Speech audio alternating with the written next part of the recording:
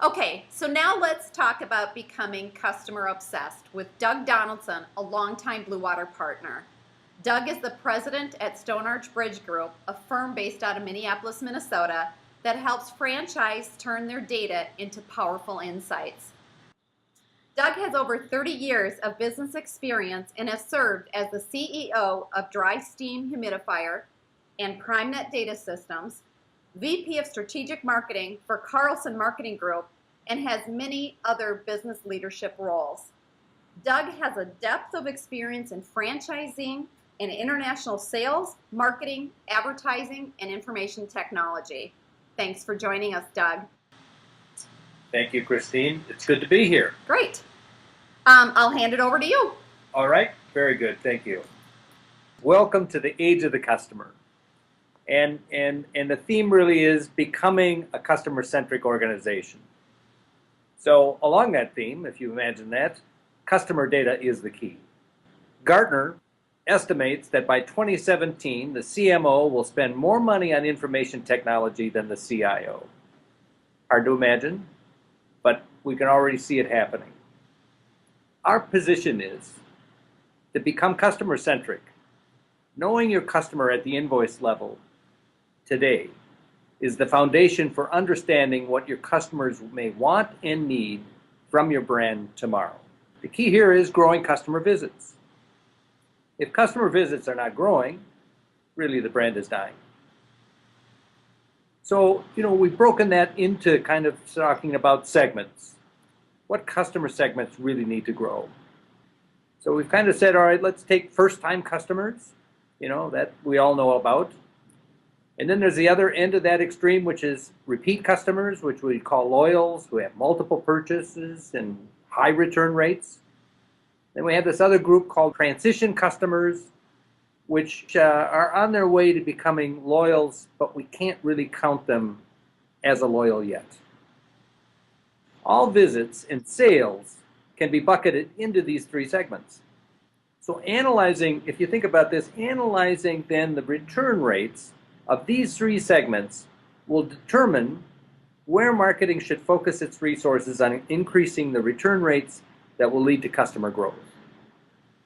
And the tactics for each of these three groups are different.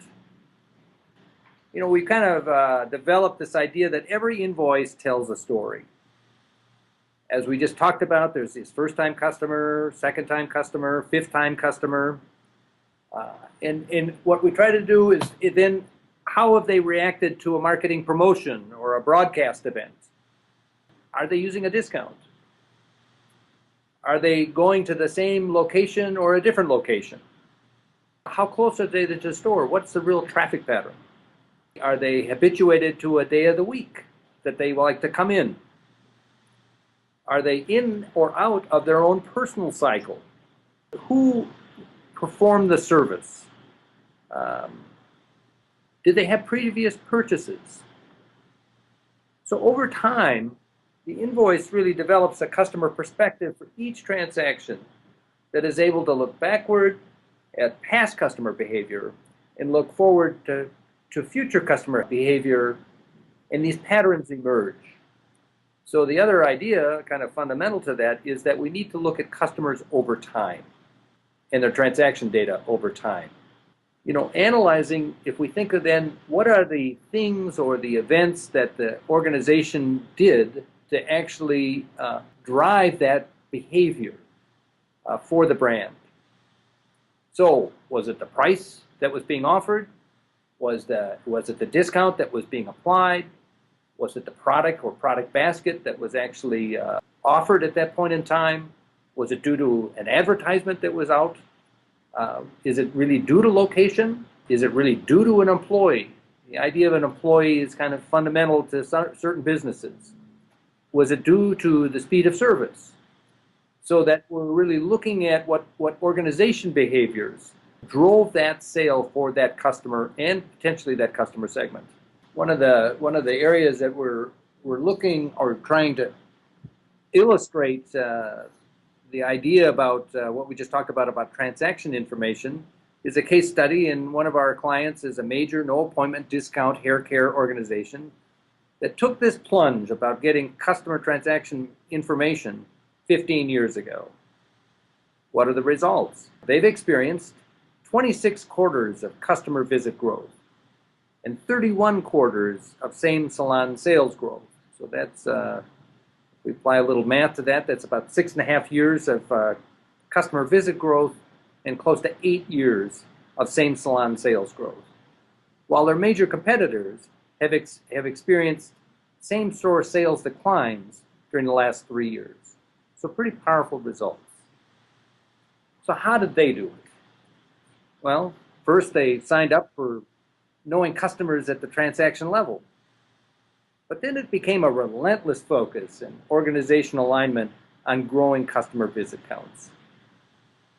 They know when to promote and when to advertise.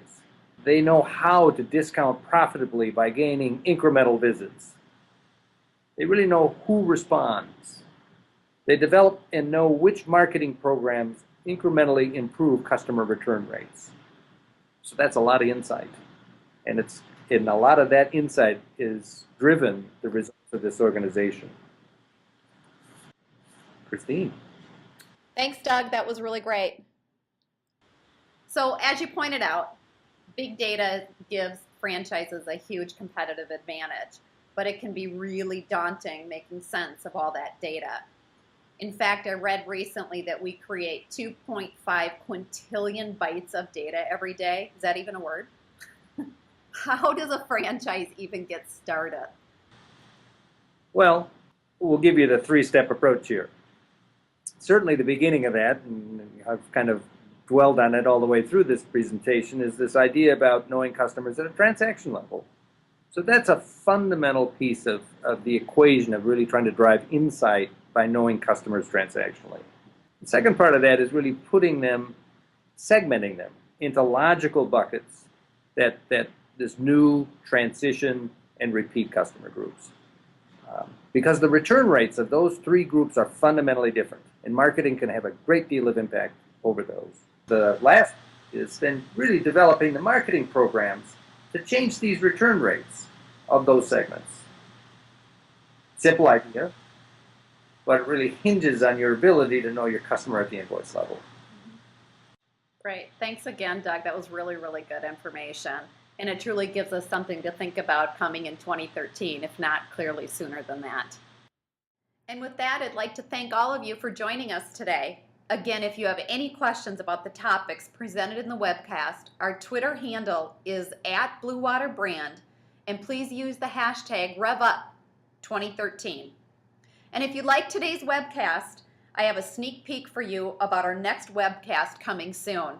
The top 3 marketing trends that you can't ignore in 2013.